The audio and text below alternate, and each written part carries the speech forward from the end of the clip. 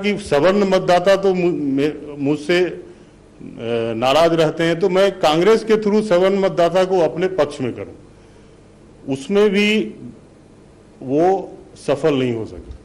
Sir, एक सवाल यहाँ उठता है, आपने कहा कि एंटी इनकम्बेंसी, सत्ता विरोधी लहर जिसे हम कहते हैं, ये भी मूलतः मीडिया का ही दिया हुआ एक टर्म है, जिसको हम ये कहते हैं कि चुनाव के पहले जो सरकार होती है उसके खिलाफ जो जन आक्रोश होता है उसके खिलाफ जनता जाकर वोट देती है।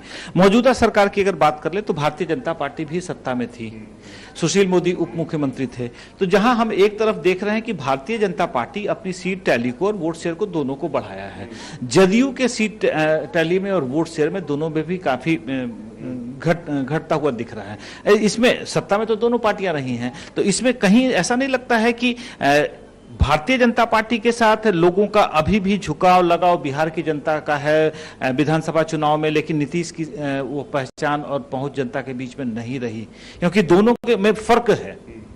देखिए, इसमें मुझे जो मेरा जो लगता है मुझे कि नीतीश कुमार एज ए मुख्यमंत्री 15 साल से इस प्रदेश की सेवा कर रहे हैं, जनता के बीच में हैं, वो समय गाहे बजाए वो लोगों के बीच जाते भी रहते हैं, बिहार में उनका हर जगह दौरा होते रहता है।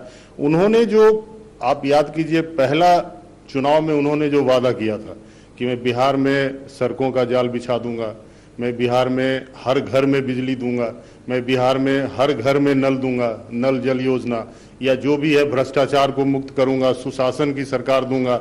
तो आप कमो बेश आप देखेंगे, अगर तुलना करते हैं उस 15 साल के पीछे के शासन में, तो इस 15 साल में उन्होंने बिहार को एक बदलाव, बड़ा बदलाव तो जरूर दिया, और बड़े बदलाव में उन्होंने जनता में अपनी एक छवि बनाई। वो छवि जनता के बीच में अभी भी कायम है, और वो मुझे ऐसा लगता है कि जब तक नीतीश कुमार हैं और जनता के बीच में उनकी ये छवि कायम रहेगी। और बात भारतीय जनता पार्टी की है कि वो भी सरकार में थे, एंटी इनकम्बेंसी उनके साथ क्यों नहीं लागू हुआ, तो भारतीय जनता पार्टी एक राष्ट्रीय पार्टी है, लोगों के बीच अब वो एक कैडर बेस्ड पार्टी हो चुकी है, लोगों के बीच वो रहती है, ब्लॉक स्तर पे, पंचायत स्तर पे, राष्ट्रीय स्तर पे। तो उनकी जो कार्यशैली है राजनीति करने की, वो जनता दल यूनाइटेड से कहीं ज़्यादा है। और प्रधानमंत्री तो लोकप्रिय हैं ही, उनकी लोकप्रियता के कारण भी भारतीय जनता पार्टी का वोट परसेंटेज आप देखते होंगे कि वो बढ़ता हुआ नजर आ रहा। और बिहार एक ऐसा, झारखंड से थोड़ा यहाँ राजनीति परिदृश्य अलग है, बिहार एक ऐसी जगह है जो बिहारी मतदाता भारतीय जनता पार्टी को पसंद करती है। ये मैंने भी देखा है। मैंने भी अभी 4-5 दिन पहले कुछ रिक्शा चलाने वाले को, कुछ लोअर तबके के लोग, गरीब लोगों से मैंने बात की, तो वो राष्ट्रीय जनता दल को नकारते हुए नजर आए, और उन्होंने, पता नहीं मुझे देख के बोलते होंगे कि ये हो सकता है कि ये, लेकिन उन्होंने ये ऐसा बोला कि नहीं, हम लोग नीतीश कुमार के, हम लोग भाजपा को वोट देंगे। तो ये अब इस तरह की बातें उनके जहन में है, मतलब कहने का मतलब विकास की बातें अब भारतीय जनता पार्टी और जदयू के साथ ही जुड़ी हुई है।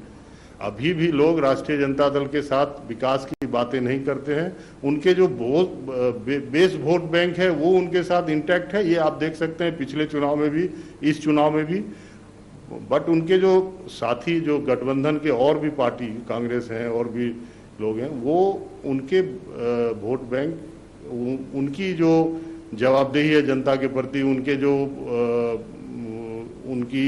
जो कैंडिडेट हैं, उनको लोगों ने सिरे से नकार दिया। एक सवाल सर, हमने इन पूरे चुनाव की अगर बात कर लें तो प्रधानमंत्री नरेंद्र मोदी ने छपरा से जब जनसभा कर रहे थे तो उन्होंने वहां पर जनता को संबोधित करते हुए कहा कि डबल युवराज हैं। उनका सीधा सीधा संबोधन कांग्रेस के पूर्व राष्ट्रीय अध्यक्ष राहुल गांधी को और राजद के मौजूदा तेजस्वी यादव की चर्चा कर रहे थे। और एक बात उन्होंने यह भी कही कि जंगल राज की वापसी का अंदेशा है। आपको क्या लगता है, बिहार की जनता प्रधानमंत्री नरेंद्र मोदी के इन स्टेटमेंट से प्रभावित हुई है? क्योंकि जो स्थिति दिख रही है, राजद भी अपने टैली को घटता हुआ दिख रहा है। अगर राजद के पक्ष में हवा होती या किसी तरीके का एंटी इनकम्बेंसी होता तो जाहिर सी बात है महागठबंधन की स्थिति अच्छी होनी चाहिए थी। देखिए, प्रधानमंत्री तो अपने हर भाषण में टारगेट करके जंगल राज की बात का प्रत्यक्ष और अप्रत्यक्ष रूप से जनता को बताया ही है। हमने उनका सासाराम वो भी देखा और भी जगह पे जो गए थे वहाँ का भी देखा। तो ये और जंगल राज की जो बातें हैं वो जहन में अभी भी लोगों के हैं, इसको सिरे से आप नकार नहीं सकते हैं। जो नए वोटर हैं, नए वोटरों के दिमाग में, जो युवा वोटर हैं उनके भी दिमाग में इसकी चर्चा चलती रहती है कि राष्ट्रीय जनता दल अब फिर सत्ता में आएगी और महागठबंधन फिर सत्ता में आएगी, तो इस तरह की बातें हो सकती है। युवा, खास करके युवा महिलाओं में, युवा और घर में गृहिणियों में ये बातें एक बड़े ही तरीके से आपस में बात करते हुए आप सुन सकते हैं कि महागठबंधन अगर आती है, राष्ट्रीय जनता दल आती है, तो बिहार में फिर से एक वही माहौल जंगल राज वाली कमोबेश कायम होगी, कमोबेश। तो आप देख सकते हैं कि इस बार के चुनाव में कुंदन जी आप एक और फर्क देख सकते हैं या समानता देख सकते हैं पिछले चुनाव से। महिलाओं ने फिर बढ़ चढ़कर वोटों में हिस्सेदारी की है, कोविड सिचुएशन के बावजूद भी। और उस बढ़ चढ़ के भागीदारी करने से सीधा सीधा ये खुल के सामने आता है कि उन लोगों ने फिर से एनडीए को वोट दिया। महिलाओं की बात आप कर रहे हैं सर, एक सवाल यह उठता है कि जिस तरीके से नीतीश कुमार ने शराबबंदी की योजना लागू की थी, शराबबंदी की योजना लागू होने के बाद शुरुआती दिनों में तो उसका असर दिखा था बिहार में, लेकिन आज की स्थिति में शराबबंदी की जमीनी हकीकत अगर देख लें तो जमीनी हकीकत पर शराबें घर घर मुहैया हो रही हैं, होम डिलीवरी किया जा रहा है। तो कहीं ना कहीं इस स्तर पर नीतीश कुमार असफल नजर होते हुए आए हैं। ऐसे बिहार की वास्तविक स्थिति आपको क्या महसूस होती है? देखिए, शराबबंदी से एक बहुत ही मूलभूत परिवर्तन बिहार में हुआ है, ये मेरा मानना। आप जो लोगों में एक धारणा है कि अभी भी शराब मिल रही है और लोग उसका सेवन कर रहे हैं, और ये शराबबंदी तो हो नहीं पाया, प्रत्यक्ष रूप से है बट अप्रत्यक्ष रूप से नहीं हो पाया। बट ये मुझे ऐसा लगता है कि ये सिर्फ एक बड़े तबके के लोगों तक ही सीमित होकर रह गया ये।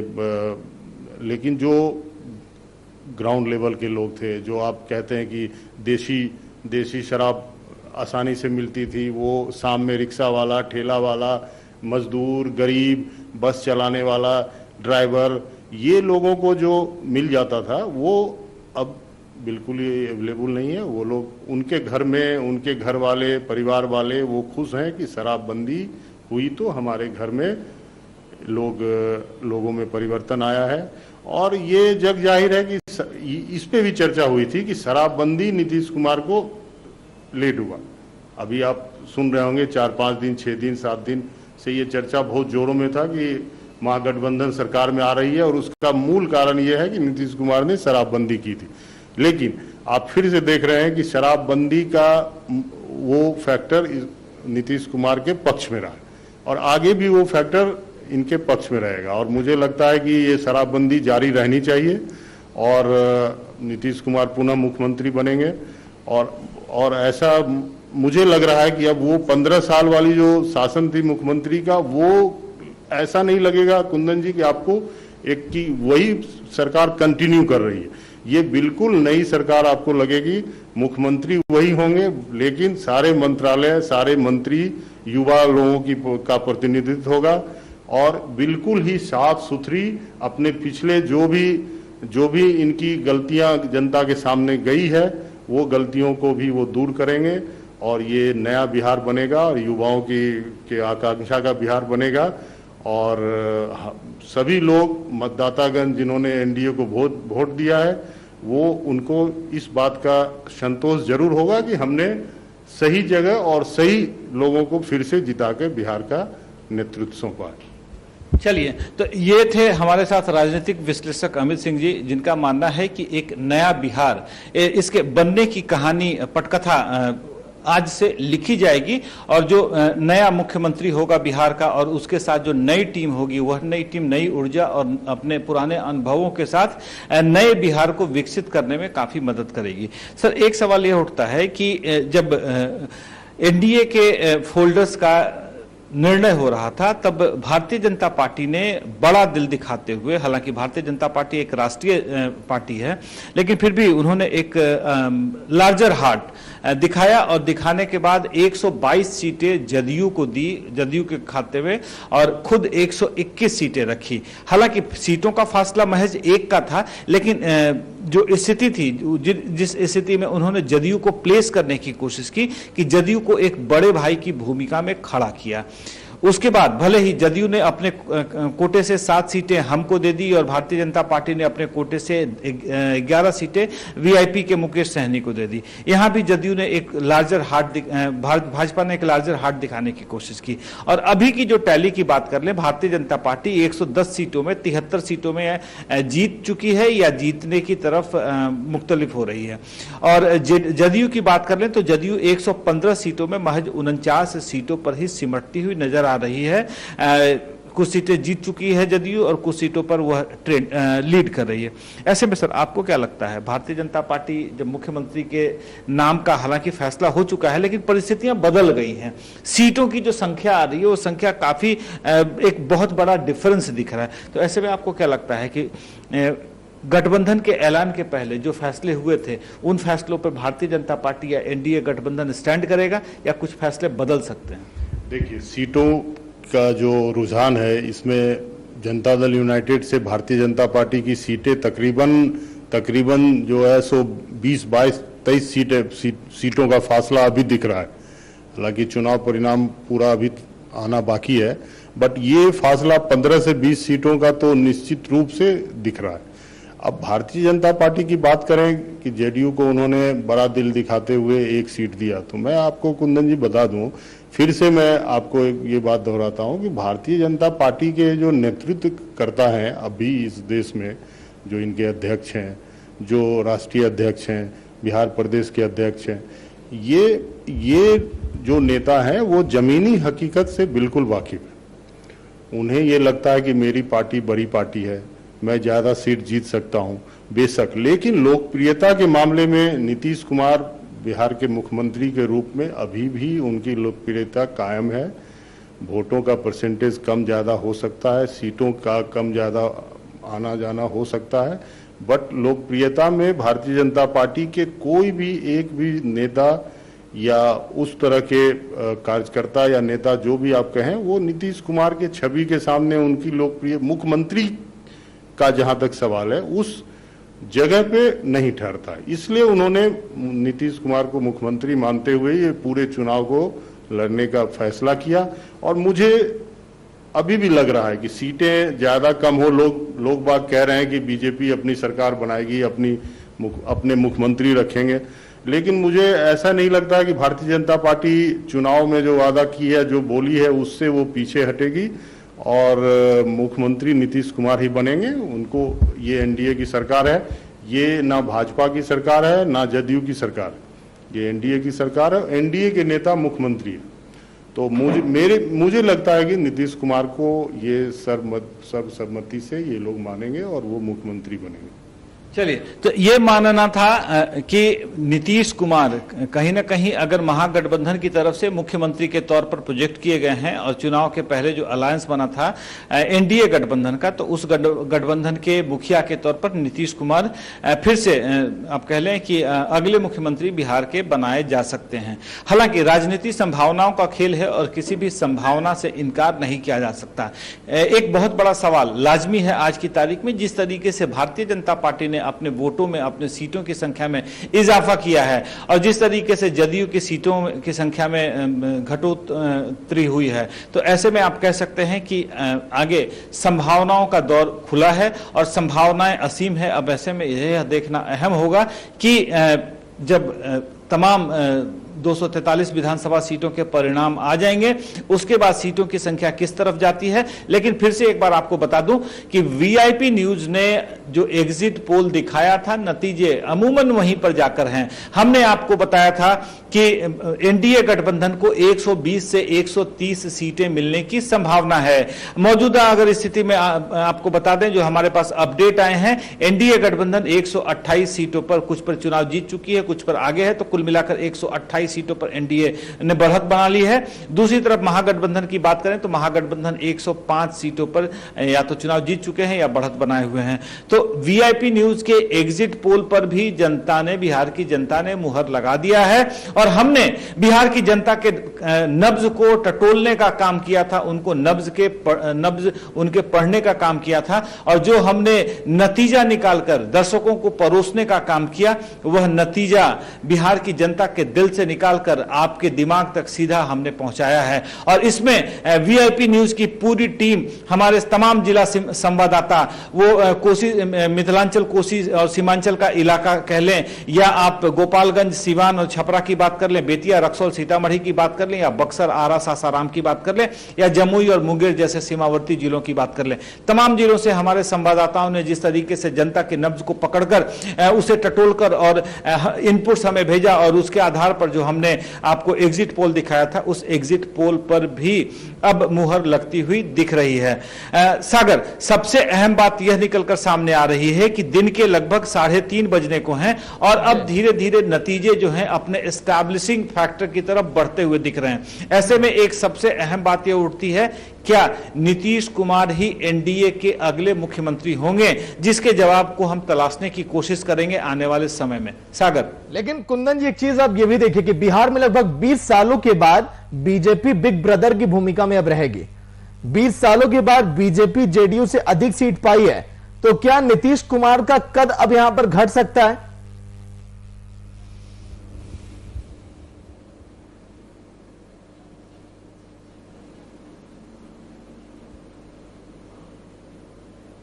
देखिए, सवाल बिल्कुल आपका लाजमी है सागर।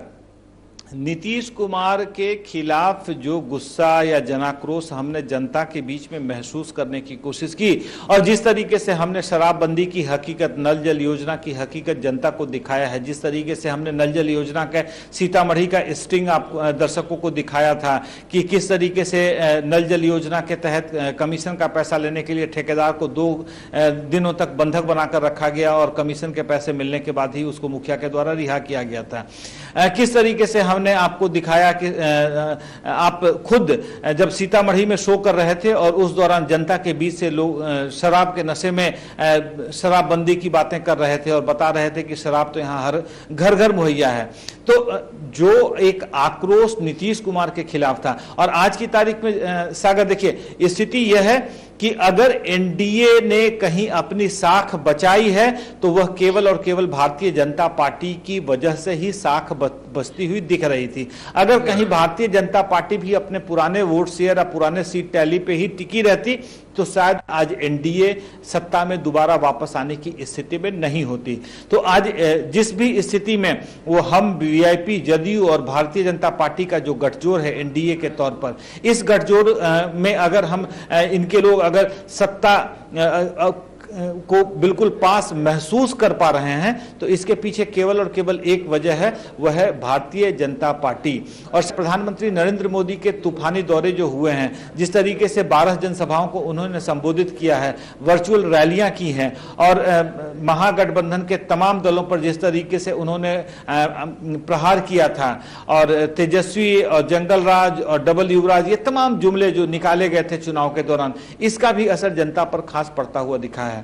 यह तो आपने और हमने तमाम लोगों ने हमने महसूस किया था जनता के बीच में जाकर कि भारतीय जनता पार्टी को लेकर जनता के बीच में कहीं से भी आक्रोश, निराशा जैसी चीजें नहीं हैं। भारतीय जनता पार्टी से लोग को आज भी अपेक्षाएं हैं। विकास की बातें अगर करते हैं तो भारतीय जनता पार्टी को ही कोरिलेट करते हैं। तो इन परिस्थितियों की अगर बात करें तो नीतीश कुमार का जाहिर सी बात है 2020 विधानसभा चुनाव के बाद उनका कद छोटा पड़ेगा और भारतीय जनता पार्टी का शीर्ष आलाकमान अब इस छोटे कद के नीतीश को किस तरीके से एनडीए में एडजस्ट करते हैं, यह भी देखना अहम होगा। एक बातें जो निकल कर आ रही हैं, जो कल देर शाम से जब हम चर्चा कर रहे थे कि यह कत्ल की रात होगी और आज की रात कयामत की रात होगी, तब से यह एक चर्चा राजनीतिक गलियारों से निकल कर आ रही है कि क्या नीतीश कुमार केंद्र में मंत्री बनाए जा सकते हैं, क्या भारतीय जनता पार्टी उन्हें केंद्र बुलाकर बिहार में अपना मुख्यमंत्री पेश कर सकता है, क्या ऐसी कुछ संभावना है। तो इन तमाम संभावनाओं की तलाश कल देर रात से शुरू हो चुकी है और जाहिर सी बात है कि अगले कुछ घंटों तक, जब तक नतीजों पूरी तरीके से नहीं आ जाते हैं, उसके बाद इन तमाम संभावनाओं की तलाश की जाएगी। जहां तक कल हमने एक बात की और चर्चा की थी कि कांग्रेस ने 70 प्रत्याशियों को बिहार विधानसभा चुनाव में उतारा था। इन 70 प्रत्याशियों के पीछे कांग्रेस की एक मॉनिटरिंग और ऑब्जर्विंग कमेटी की टीम लगी थी और जितने प्रत्याशी चुनाव जीतेंगे उन्हें सीधा इन टीम्स के द्वारा पटना बुला लिया जाएगा, ताकि आने वाले समय में किसी भी तरीके के टूट फूट से या हॉर्स ट्रेडिंग की जो बातें होती रहती हैं उससे बचा जा सके। कांग्रेस ने 2 सेंट्रल ऑब्जर्वर्स रणदीप सिंह सुरजेवाला और अविनाश पांडे, इन्हें बुला लिया है। झारखंड से झारखंड कैबिनेट में मंत्री आलमगीर आलम भी आ चुके हैं। ऐसे में कांग्रेस पड़ोसी राज्य झारखंड से कुछ कांग्रेसी और नेताओं का पटना आगमन हो चुका है। तो इन तमाम परिस्थितियों में देख लें तो मसला वही निकलता है आदर्श, जिसकी बात हमने अपने एग्जिट पोल के रात जनता के सामने की थी, दर्शकों के सामने की थी कि क्या अगला मुख्यमंत्री भारतीय जनता पार्टी का हो सकता है। कुछ तस्वीरें उस तरफ ही इशारा कर रही हैं। आदर्श कुंदन जी, जिस तरह से हम जिक्र कर रहे हैं बार बार कि देखिए चुनाव के परिणाम तो सामने आ जाएंगे, लेकिन इन परिणामों के बाद विपक्ष अब ठिकरा फोड़ेगा ईवीएम पर। पुष्पम प्रिया अब ये कह रही है कि जब वोटों की गिनती हो रही तो पूरा वोट जो है एनडीए को ट्रांसफर हो जा रहा है, कोई चमत्कार हो रहा है यहां पर। उदित राज ने बकायदा ट्वीट करके लिखा, जब महागठबंधन पीछे होने लगा, लगता है किसी ने ईवीएम मशीन को हैक कर लिया। देखिए किस तरह से बयानबाजी अब शुरू हो गई है कुंदन जी।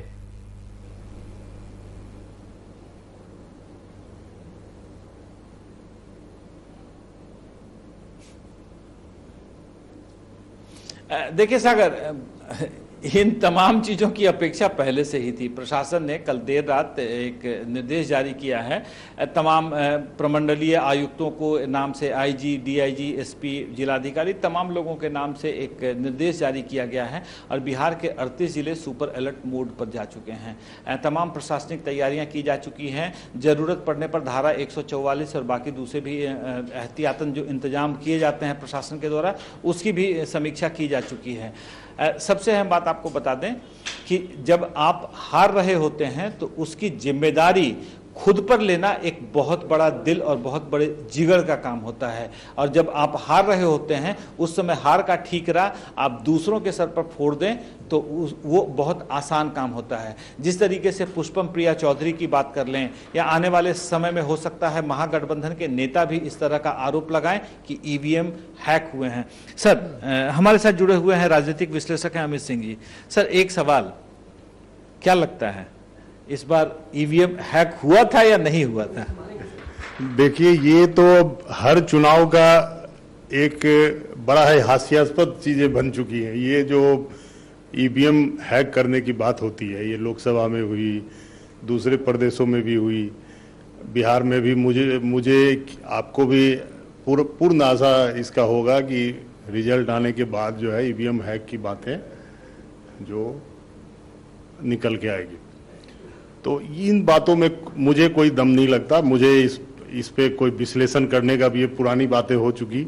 और सर, मैं रोक रहा हूं। पुष्पम प्रिया चौधरी प्लूरल्स पार्टी की जो सुप्रीमो हैं और जाहिर तौर पर खुद को मुख्यमंत्री के तौर पर प्रोजेक्ट भी किया था, उन्होंने अब से थोड़ी देर पहले आरोप लगाया है कि ईवीएम हैक हो चुके हैं और तमाम जो वोट्स हैं ना वो एनडीए को जा रहे हैं। देखिए, पुष्पम प्रिया चौधरी जी के बारे में मुझे ज्यादा मालूम नहीं है। मैंने भी वो ऐड देखा था फर्स्ट डे, तो इस तरह के एडवर्टाइजमेंट मैंने पहले भी बहुत सारा कई बीच बीच में आते रहता है, मैंने देखा है।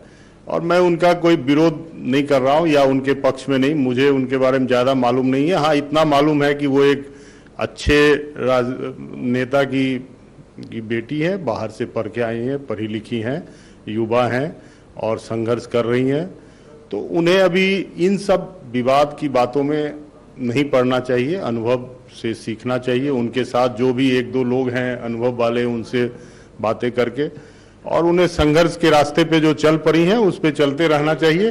और ईवीएम के बारे में, अगर इलेक्ट्रॉनिक चीजें हैं इनके बारे में शायद उनको ज्यादा नहीं मालूम हो, तो किसी इलेक्ट्रॉनिक इंजीनियर से या जो ईवीएम के इंजीनियर हैं उनसे पहले बातें कर ले।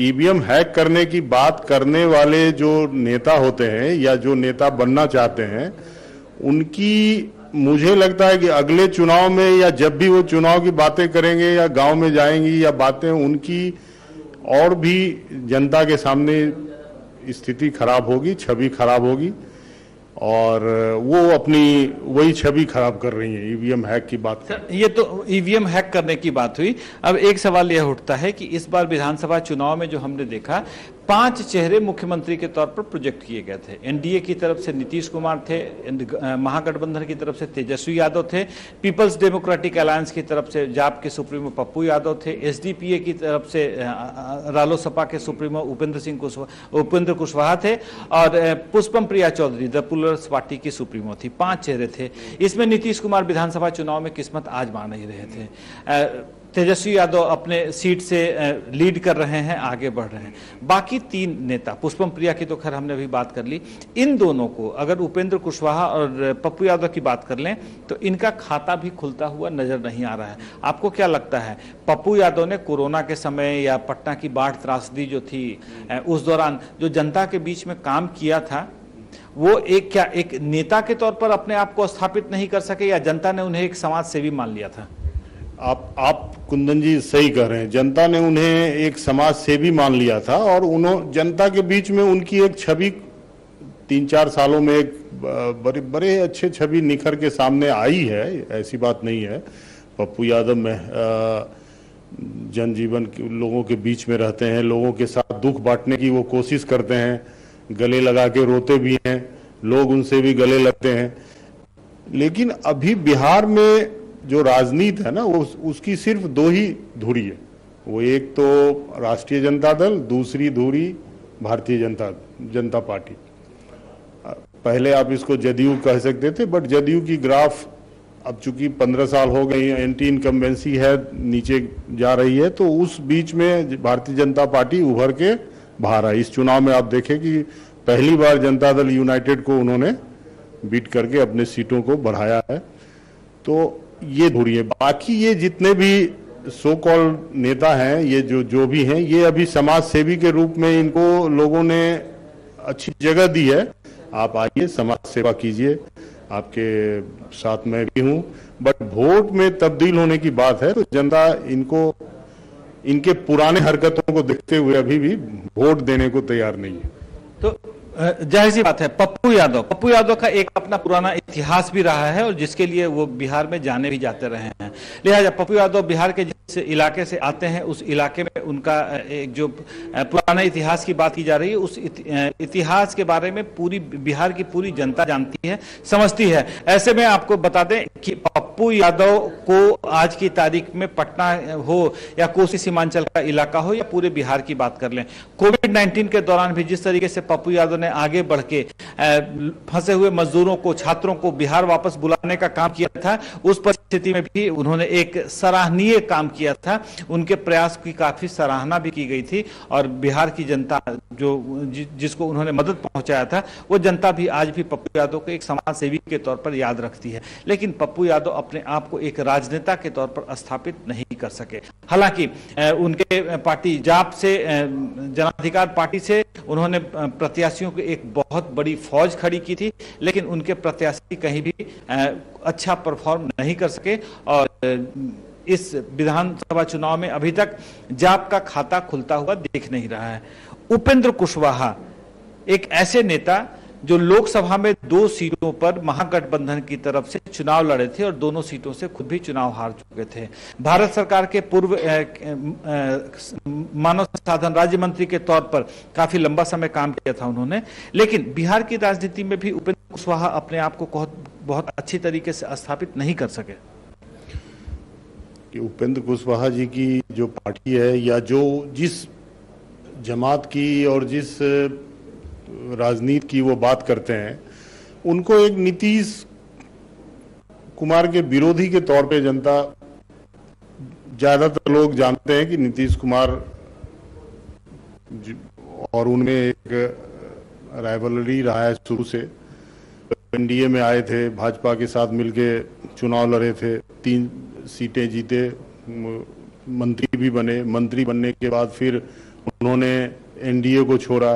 एनडीए छोड़ने के बाद वो फिर राष्ट्रीय जनता दल के साथ गठबंधन बनाने की बात करते रहे। फिर यहाँ भी उन्होंने इस गठबंधन को छोड़ा, फिर खुद से एक पार्टी बनाई।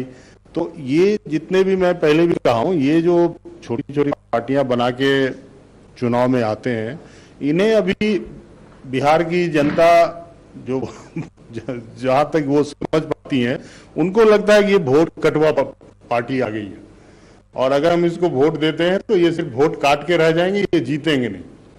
और जब जीतेंगे नहीं तो वोट काटेंगे, तो इसलिए मैं इनको वोट क्यों दूं।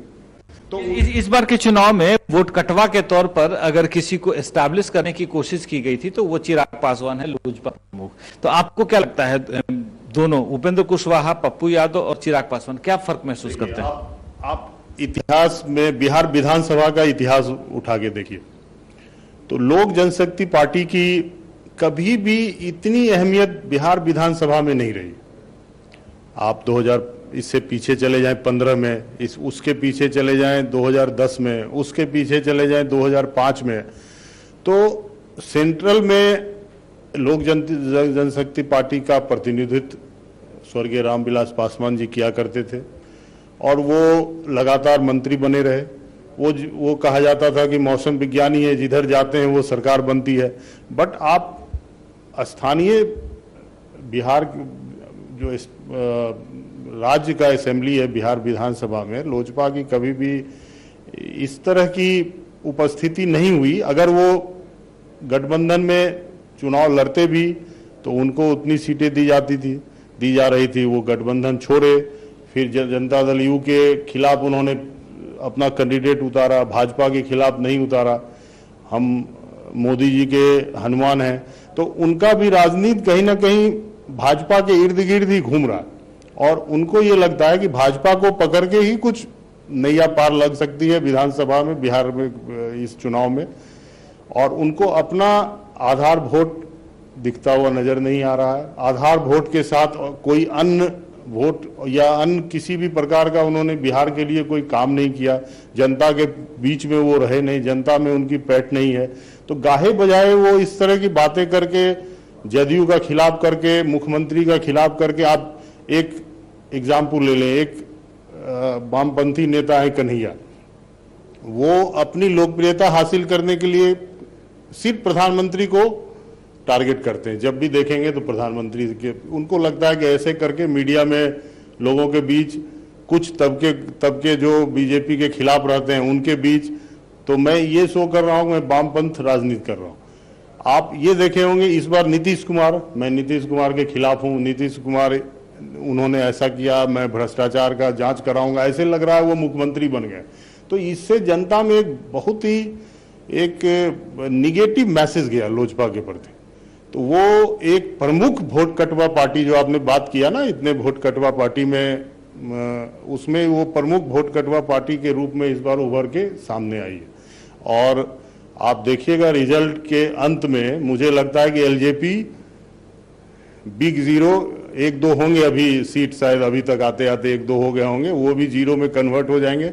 हाँ, ये आप कह सकते हैं कि उसने अपने मकसद में, चिराग पासवान जी ने उनका जो मकसद था उसमें वो कामयाब रहे। 15 मेरे अनुमान के हिसाब से जो मैंने आकलन किया है, उन्होंने जनता दल यूनाइटेड का 10 से 15 सीटों का नुकसान करवा दिया। उसमें वो खुश हैं, नुकसान करवाने में ही उनकी भलाई है, और बाकी उनको बिहार की राजनीति से कोई लेना देना नहीं है। बिहार की जनता के मुद्दों से उनको कोई लेना देना नहीं है। बिहार में गरीबी है, भूखमरी है, बेरोजगारी है, इसकी उन्होंने कभी बात नहीं की। Bihari first, Bihar first. अरे फर्स्ट तो तब आएगा ना जब आप बिहारी के बारे में बात करेंगे। आप पॉजिटिव राजनीति नहीं करके निगेटिव राजनीति कर रहे हैं। चलिए, तो बिहार फर्स्ट और बिहारी फर्स्ट, यह जो नारा चिराग पासवान ने दिया था, तो मानना है राजनीतिक विश्लेषक अमित सिंह साहब का कि चिराग पासवान, आप तो आपसे गए, साथ में यजमान को भी लेकर गए, खुद तो डूबे सनम, साथ में दूसरों को भी ले डूबे। खुद अपना नुकसान तो उन्होंने किया ही, क्योंकि मौजूदा विधानसभा में एलजेपी के पास 2 सीटें हैं। अब देखना हमें यह होगा कि आखिरी आंकड़े आने तक एलजेपी के हिस्से में कितनी सीटें जाती हैं। अभी की 2 बड़ी खबरें आ रही हैं। पहली खबर है पटना सिटी से, पटना साहिब विधानसभा सीट से नंद किशोर यादव भारतीय जनता पार्टी के प्रत्याशी और मौजूदा नीतीश कुमार मंत्रिमंडल में पथ निर्माण मंत्री चुनाव जीत चुके हैं, जिसके बारे में हमने अब से थोड़ी देर पहले यह भी बताया था कि प्रवीण सिंह कुशवाहा कांग्रेस के उम्मीदवार भले ही आगे चल रहे हों, लेकिन आखिरी जीत होगी नंद किशोर यादव की, वह चुनाव जीत चुके हैं। दूसरी खबर आ रही है दरभंगा के हायाघाट से, लालू यादव, राजद सुप्रीमो लालू यादव के करीबी माने जाने वाले भोला यादव माफ कीजिएगा हायाघाट से चुनाव हार चुके हैं। यह राजद के लिए एक बहुत बड़ा नुकसान है। हमने एग्जिट पोल के दिन भी इस बात की चर्चा की थी कि हायाघाट की सीट राजद के खाते से जा रही है और भोला यादव जो पहले बहादुरपुर से विधायक रहे हैं, बहादुरपुर की भी सीट राजद लूज करती हुई दिखाई दे रही है। तो हमारे एक एक सीट के निर्णयों पर जनता ने आखिरी मुहर लगा दी है। इन मुहरों को एक एक सीट से हम इसीलिए अपने दर्शकों को फिर से याद दिला रहे हैं कि हमने उस दिन चर्चा की थी कि राजद ने हायाघाट और बहादुरपुर दोनों विधानसभाओं का नुकसान कर लिया है भोला यादव के कॉन्स्टिट्यूंसी को शिफ्ट करके। हमने उस दिन भी बताया था कि पटना साहिब से आखिर जीत नंद किशोर यादव की होगी और अंततः वही हुआ। तो सागर देख सकते हैं आप, वीआईपी न्यूज सच के करीब, सटीक और बिल्कुल लाजवाब एग्जिट पोल हमारा। और जो स्थिति अभी दिख रही है 128 एनडीए 105 महागठबंधन, हमने बताया था 120 से 130 एनडीए गठबंधन को दिया था, हमने दिया था 105 से 115 महागठबंधन को, आंकड़े बिल्कुल वहीं पर। हमने बताया था लोजपा 0 से 3 सीटें जीत सकती है, लोजपा के पास 2 उम्मीदवार उसके लीड कर रहे हैं। सागर कुंदन जी देखिए, जो हम हकीकत दिखाया एग्जिट पोल में, जो हमने तस्वीरें दिखाई आज के दिन सच तो हो रही हैं, लेकिन जब हमने ग्राउंड पर कदम रखा बिहार की चुनाव में तो शायद अच्छों की नींद उड़ गई थी। और फिर उसके बाद जब एक एक सीटों पर जाकर हमने जायजा लिया, उसके बाद जब आप सभी ने मिलकर ये पूरा डाटा तैयार किया तो शायद जो बचे खुचे लोग थे वो भी परेशान हो गए, चाहे वो सत्ता पक्ष में हो या विपक्ष में हो, जिनको बड़े आसानी से कुर्सी मिल जाती है वो भी परेशान हो गए थे। लेकिन कुंदन जी एक बात मैं कहना चाहूंगा, देखिए वंशवाद पर हम चर्चा शायद नहीं की है, बिहार में परिवारवाद हमेशा से हावी रहा है। वंशवाद के 20 बड़े चेहरे हैं इस बार चुनावी मैदान में, लेकिन 11 ऐसे चेहरे हैं जो फिलहाल आगे तो दिखाई दे रहे हैं, लेकिन 9 ऐसे चेहरे हैं परिवारवाद के जो फिलहाल पीछे चल रहे हैं। मतलब कि क्या बिहार जो है इस परिवारवाद की राजनीति से ऊपर उठता हुआ दिखाई दे रहा है या फिर कुछ और बात है?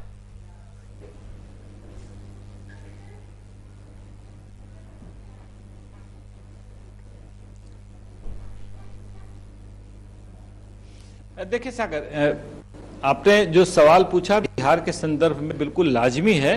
और उसके पहले आपको एक जानकारी और दे दें कि वीआईपी न्यूज ने जिस तरीके से तमाम सर्वे किए हैं, एग्जिट पोल किया, और अब आज की तारीख में हमारा एग्जिट पोल यहाँ के राजनीतिक गलियारों में और प्रशासनिक गलियारों में ट्रेंड करने लगा है।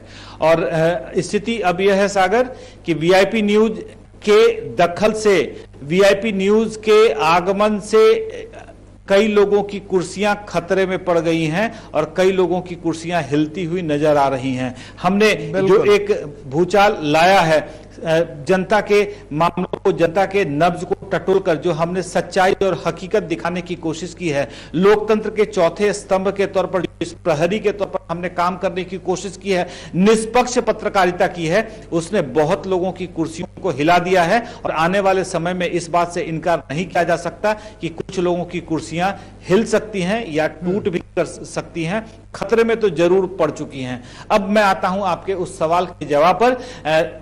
वंशवाद, देखिए सागर, बिहार की राजनीति, हम पहले भी इस बात की चर्चा कर चुके हैं कि लोकतंत्र के सबसे निचले स्तर, पंचायत स्तर के चुनाव हो या सबसे ऊपर लोकसभा का चुनाव हो, इन तमाम चुनाव में देख लें बिहार की राजनीति कहीं ना कहीं जातिवाद के इर्द गिर्द ही घूमती नजर आती थी। यहां पर किसी भी पार्टी को अपना उम्मीदवार फाइनल करने के पहले उसकी जाति देखना पड़ता था, उसका धर्म देखना पड़ता था और उस विधानसभा का कास्ट इक्वेशन, जातिगत समीकरण देखने पड़ते थे और तब जाकर यह तय होता था कि किस जाति के उम्मीदवार को प्रत्याशी बनाया जाएगा या किस जाति के लोगों को प्रत्याशी बनाकर मैदान में उतारा जाएगा। लेकिन इस बार जिस तरीके से यह पूरा सामाजिक समीकरण बदला है, इस बदलते सामाजिक समीकरण में एक बात बहुत स्पष्ट रूप से निकलकर सामने आई है कि मुस्लिम यादव का एक जो बिहार में समीकरण बनाने की कोशिश की गई थी या दलित का समीकरण बनाने की कोशिश की गई थी, ओबीसी को अलग तबके में डाला गया था, सवर्णों को अलग तबके में डाला गया था। अब सवर्णों की बात कर लें तो स्थिति यह थी कि मैं मात्र एक विधानसभा का उदाहरण देना चाहूंगा, दर्शक समझ जाएंगे। पटना जिले का एक महत्वपूर्ण विधानसभा क्षेत्र आता है मोकामा और दूसरा आता है बाढ़। मोकामा भूमिहार बहुल क्षेत्र है और बाढ़ राजपूत बहुल क्षेत्र है। दोनों विधानसभा क्षेत्रों में मोकामा से जदयू के प्रत्याशी के तौर पर राजीव लोचन नारायण सिंह को टिकट दिया गया था, इलाके के भूमिहार हैं, और दूसरा मोकामा से ही राजद के प्रत्याशी के तौर पर अनंत सिंह को टिकट दिया गया था। दोनों जाति से भूमिहार होते हैं और चूंकि मोकामा में जातिगत समीकरण में भूमिहारों का वर्चस्व रहा है, भूमिहार बहुत ही महत्वपूर्ण और निर्णायक भूमिका में रहे हैं। दूसरी तरफ बाढ़ में देख लें तो आपको बता दें कि दोनों प्रत्याशी, एनडीए और महागठबंधन के दोनों प्रत्याशी उसी जाति से आते हैं जिन जाति का वहां पर वर्चस्व रहा है। और ऐसे में आप कह सकते हैं कि जातिगत समीकरण बिहार में बहुत हावी रहा है, लेकिन इस बार यह तिलिस्म में कुछ टूटता हुआ सा दिख रहा है। और बिहार के विकास की अगर बात करें तो अगर यह तिलिस्म जितनी जल्दी टूट जाएगा, बिहार का विकास, बिहार विकास के उस रास्ते पर उतनी तेजी से दौड़ चलेगा। तीसरी सबसे अहम बात, महत्वपूर्ण बात आपको बता दें कि जातिगत समीकरण के साथ साथ यहां वंशवाद की परंपरा भी बहुत बुरी तरीके से है। लोक जनशक्ति पार्टी की स्थापना स्वर्गीय रामविलास पासवान ने की थी। रामविलास पासवान ने अपने जीवन में ही चिराग पासवान को उस पार्टी का राष्ट्रीय अध्यक्ष नियुक्त करवा दिया था। इससे वंशवाद का बड़ा उदाहरण नहीं मिल सकता। लालू यादव ने राजद की स्थापना की थी और राजद के जरिए उन्होंने 15 सालों तक शासन किया था। लेकिन अगर राजद की कमान, बहुत सारे सीनियर नेता थे, अगर रामकृपाल यादव आज सांसद है राजधानी पटना से, तो कहीं ना कहीं उनका इतिहास राजद से ही रहा है। अगर और भी दूसरे लोगों की बात कर लें तो एक से एक दिग्गज नेता रहे हैं जिनका राजद से नाता रहा है, लेकिन उन तमाम नेताओं को कहीं भी स्थान नहीं दिया गया। उन तमाम नेताओं को राष्ट्रीय उपाध्यक्ष या केंद्रीय महासचिव जैसे उन पदों पर बिठाकर ही उन्हें संतुष्ट कर दिया गया। राजद की कमान अंततः सौंपी गई तेजस्वी यादव को। वंशवाद का ही उदाहरण है। आज की तारीख में अगर भारतीय जनता पार्टी और कांग्रेस की बात कर लें तो कहीं ये दोनों पार्टियां ही दिखाई दे रही हैं कि इन दोनों पार्टियों के जो प्रदेश अध्यक्ष हैं उनका वंशवाद नहीं हुआ है। ये पार्टियां लोकतांत्रिक आधार पर अपने प्रदेश अध्यक्षों का चुनाव करती हैं, लेकिन टिकटों के बंटवारों में वंशवाद को बिहार से खत्म कर पाना अभी जस्ट नेक्स्ट टू इम्पॉसिबल, असंभव प्रतीत होता है।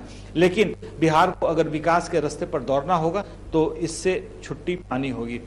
अमित सिंह जी हमारे साथ जुड़े हुए हैं। सर, एक सवाल, वंशवाद बिहार की राजनीति को कितना प्रभावित करता है? देखिए, भारतीय राजनीति या बिहार की राजनीति जो भी है, वंशवाद को प्रथम दृष्टिया तो जनता ना के ही बराबर करती है, पर क्या है कि क्षेत्रीय पार्टियां, आप उत्तर प्रदेश का उदाहरण ले लें, बिहार का उदाहरण ले लें और किसी अन्य प्रदेश का ले लें, कर्नाटक का ले लें, कहीं भी ले लें, तो ये वंशवाद अब सिर्फ क्षेत्रीय पार्टियों तक ही सीमित होकर रह गई है। आप राष्ट्रीय पार्टी में देखेंगे, कांग्रेस को छोड़ के वंशवाद को लेके उनकी पार्टी में अंदरूनी कलह बहुत है। जो पुराने उनके नेता हैं उनके बीच ये चर्चाएं होती रहती है, लेकिन उनमें इस तरह की एक डेवलपमेंट उस तरह का नहीं हुआ है जो उनका विरोध कर सके। लेकिन अंदरूनी कलह तो उनके पार्टी में राष्ट्रीय स्तर पर है ही। अब क्षेत्रीय पार्टियों का सवाल है तो वो वंशवाद के लिए जाने ही जाते हैं और इस पे आप क्या कह सकते हैं, वंशवाद के कारण राष्ट्रीय जनता दल की ये छवि बनी है, वंशवाद के कारण एलजेपी की, आपने सही कहा, एलजेपी की छवि बनी थी। जब स्वर्गीय रामविलास पासवान अब समझ गए कि अब मैं थक गया हूं, तो उन्होंने अपना कमान बेटे को संभाल दिया। ये तो इतिहास में होता था कि राजा अपने पुत्र को ही अपना सौंपता था।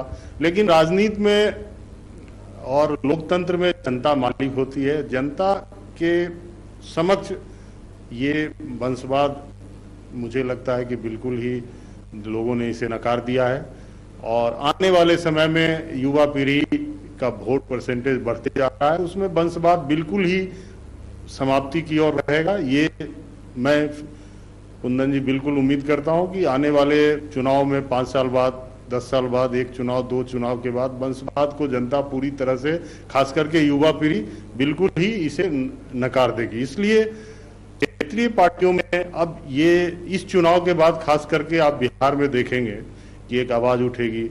ये वंशवाद का जो आपने बड़ा मुद्दा उठाया है वीआईपी चैनल के माध्यम से, ये आज 1 से 2 दिन के बाद ये वंशवाद का मुद्दा पार्टी के अंदर अवश्य आएगा। और मुझे उम्मीद है कि राष्ट्रीय जनता दल भी अब इस और उनको भी सोचने को मजबूर होना पड़ेगा, या जो भी पार्टियां हैं वंशवाद की, नहीं तो आने वाले समय में इनके लिए बड़ा कठिन है। जनता इनको बिल्कुल ही सिरे से नकार देगी। और वंशवाद, वैसे भी वंशवाद में इस पे आप जब चर्चा करते हैं तो इसमें वंशवाद में क्या होता है कि जो काबिल नेता हैं, जो उस पार्टी में काबिल नेता हैं, जो जनता के बीच रहते हैं, जो उस पार्टी के लिए अपना सर्वस्व न्यौछावर कर देते हैं, उनकी अहमियत कम हो जाती है। जनता के बीच वो रहते हुए भी उनकी अहमियत कम होती है, कहीं ना कहीं ठगे महसूस करते हैं। आपने एक एग्जाम्पल, बड़ा उदाहरण लिया रामकृपाल यादव जी का। वो आज भारतीय जनता पार्टी में रहते हुए दूसरे टर्म में एमपी हैं, मंत्री भी रहे, और उन्होंने राष्ट्रीय जनता दल में संघर्ष का रास्ता अपनाया था, बहुत संघर्ष करके पार्टी को आगे बढ़ाया था। तो ये वंशवाद, अब पार्टियां, जो भी क्षेत्रीय पार्टियां हैं वंशवाद को लेके आगे चलती है, उन्हें अब इस पे मंथन करना ही होगा, और इस वंशवाद को हटाए बिना वो अब सरवाइव भविष्य में नहीं कर सकते। चलिए दर्शकों को बता दें कि अभी के ताजा जो रुझान मिल रहे हैं, 125 सीटों पर एनडीए गठबंधन आगे है और 108 सीटों पर महागठबंधन आगे है। 125 सीटों में एनडीए महागठबंधन में 98 सीटों पर लीड कर रही है, 27 सीटों पर जीत दर्ज कर चुकी है, और 108 सीट जहां महागठबंधन आगे है वहां पर 93 सीटों पर महागठबंधन लीड कर रहा है, और 15 सीटें महागठबंधन जीत चुका है। तो 125 seat versus 108 seat, NDA versus Mahagathbandhan. तस्वीरें धीरे धीरे बहुत स्पष्ट होती जा रही हैं, और आने वाले समय में यह स्थिति भी स्पष्ट हो रही है कि 2020 में मुख्यमंत्री अगला बिहार का कौन होगा, इस पर भी जनता अपनी मुहर लगा चुकी है। फैसला अब स्थिति यह बन पड़ रहा है कि फैसला एनडीए के लोग बैठकर लेंगे, एनडीए के हुक्मरान इस बात का फैसला करेंगे कि अगला मुख्यमंत्री कौन होगा। जिस तरीके से प्री पोल अलायंस में यह तय हुआ था कि एनडीए की तरफ से मुख्यमंत्री के चेहरे के तौर पर नीतीश कुमार होंगे, तो क्या परिस्थितियां ऐसी ही होंगी कि नीतीश कुमार फिर से बिहार के मुख्यमंत्री होंगे, या भारतीय जनता पार्टी किसी और चेहरे को मुख्यमंत्री के तौर पर आगे प्रोजेक्ट करेगी और एनडीए की तरफ से उसे बिहार का मुख्यमंत्री बनाया जाएगा? सागर, कुंदन जी क्या लग रहा है, जो हर बार कहा जाता था कि ऐसा कोई सगा नहीं जिसको नीतीश कुमार ने ठगा नहीं, तो क्या इस बार नीतीश कुमार ठगे जाएंगे क्या? क्योंकि बार बार आप ये कह रहे हैं कि नीतीश कुमार मुख्यमंत्री बनेंगे या नहीं, इस पर अभी तस्वीरें साफ होंगी।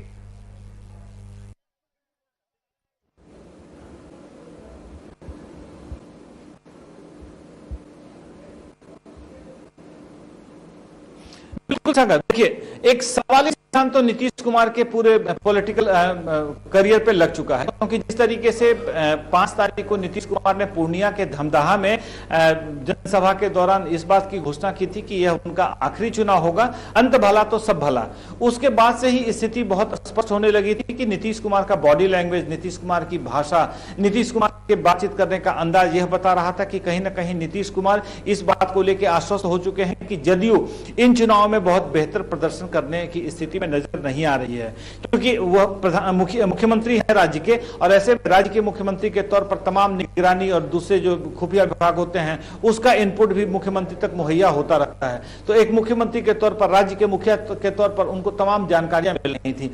जिस तरीके से जनसभाओं में उनके खिलाफ जनाक्रोश हो रहा था, सागर सबसे महत्वपूर्ण बात आपको बता दूं कि 1 लाख की भीड़ में अगर 5 लोग आकर किसी के खिलाफ नारेबाजी कर रहे हैं तो ऐसे लोगों को प्लांट कर पाना बड़ा असंभव होता है, कठिन होता है, क्योंकि इन परिस्थितियों में उन लोगों के जान के ऊपर भी खतरा बनाता है। लेकिन तब भी नीतीश कुमार की जनसभा में लोगों ने इस बात का रिस्क लिया है, तो यह बात नहीं कही जा सकती कि यह विपक्षी साजिश थी। यह एक एक्सट्रीम रिएक्शन हो सकता है वहां की आम जनता का, स्थानीय जनता का। और ऐसे में जिस तरीके से नीतीश कुमार का जन विरोध हो रहा था उनकी जनसभाओं में, तो इन तमाम चीजों का इनपुट उनको मिल रहा होगा।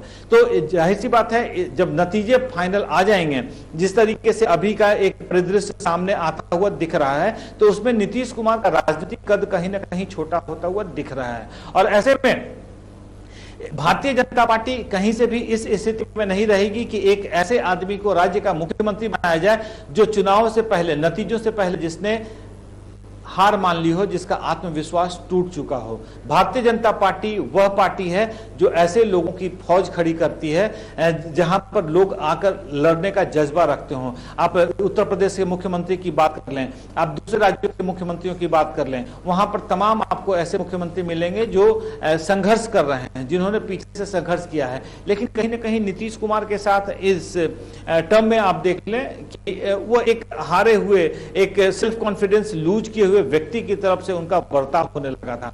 और यह पूरा का पूरा असर पार्टी के परफॉर्मेंस पे, पार्टी के रिजल्ट पे स्पष्ट रूप से दिख रहा है।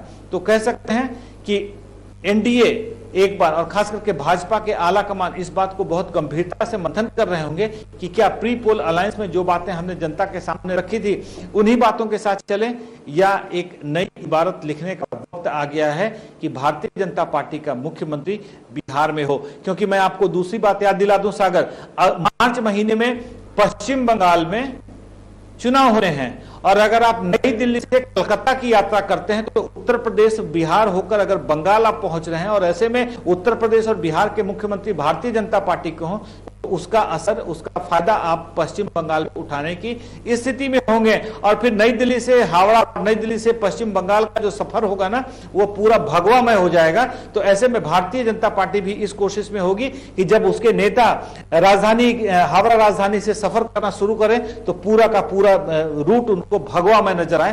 तो जाहिर सी बात है, इस संभावना से इनकार नहीं किया जा सकता। और मार्च में पश्चिम बंगाल में चुनाव होने हैं। एक और महत्वपूर्ण बात आपसे चर्चा करना चाहूंगा, अमित शाह, वो चाहे बहाना कुछ भी हो, कारण जो भी हो, वजह जो भी हो, बिहार चुनाव के लिए उन्होंने वक्त नहीं निकाला। लेकिन अमित शाह पश्चिम बंगाल के लिए 1 सप्ताह बिताकर, गुजारकर और वहां मेहनत करके वापस लौटे हैं।